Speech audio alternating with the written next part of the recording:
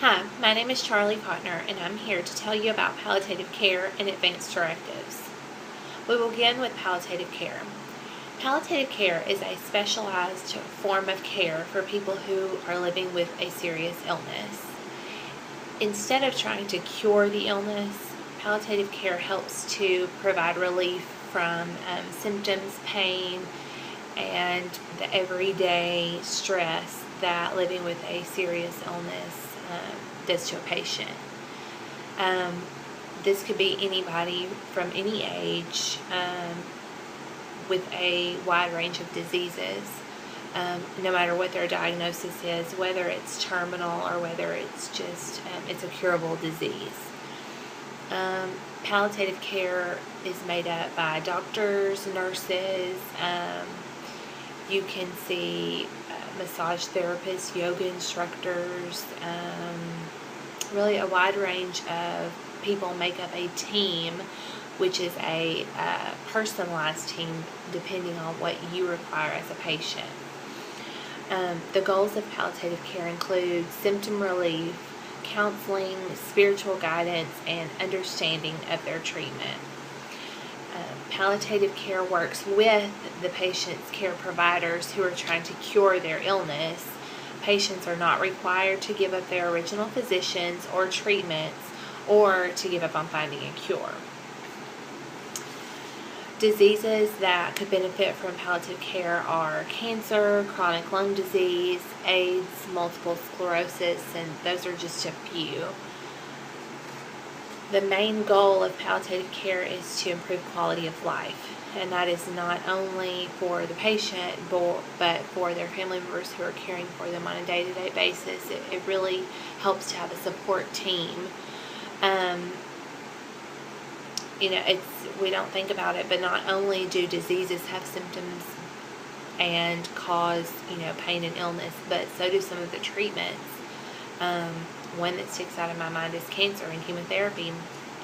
Sometimes chemotherapy and radiation are so strong that you can almost feel like you're dying after getting those. So at least that's what I've heard from cancer patients. Some symptoms that palliative care help to alleviate are pain, nausea. Nausea is common with chemotherapy. Vomiting, diarrhea, labored breathing. So supplemental oxygen would be helpful in labored breathing, especially for someone with chronic lung disease. Depression. I can't imagine the amount of stress that one feels when dealing with a serious illness. So I can imagine that depression is pretty common in those who are going through a difficult thing like that. Weakness and weight loss.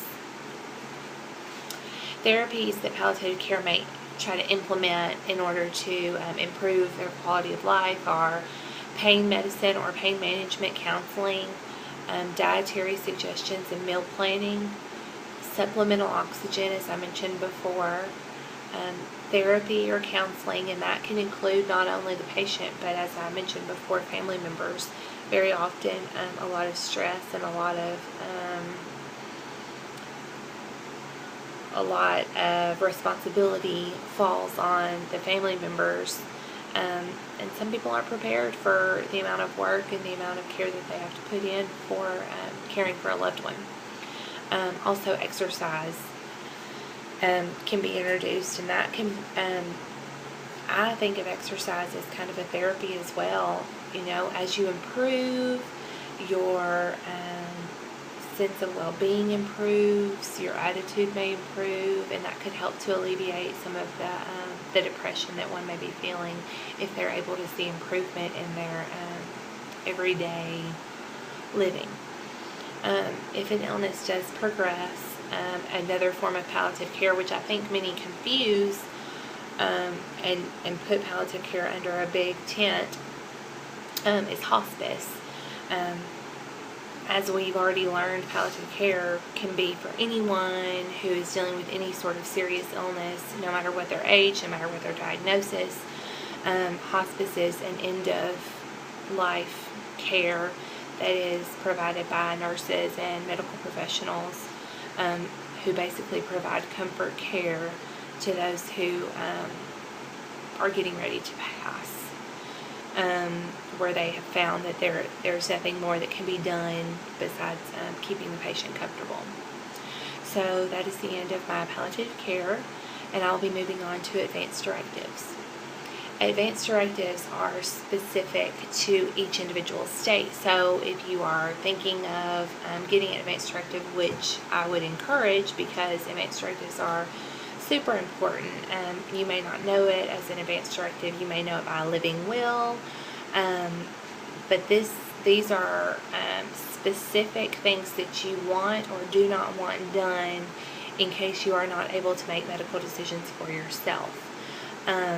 So it decides on what treatments you want. If you are dying or permanently unconscious, you can decide specifically what kind of medical care you would want.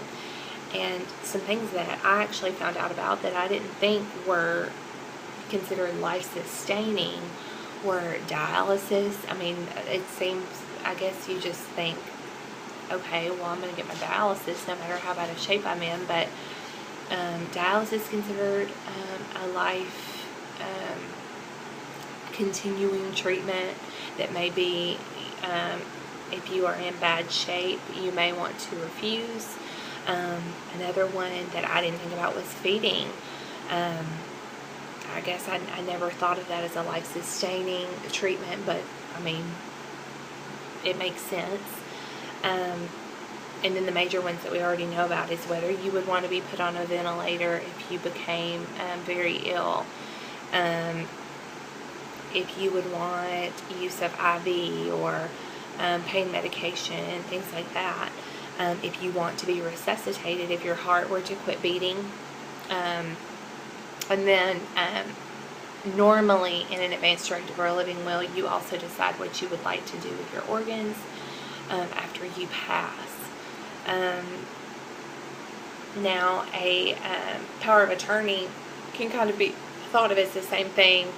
That patient can make decisions for you, but I don't necessarily know if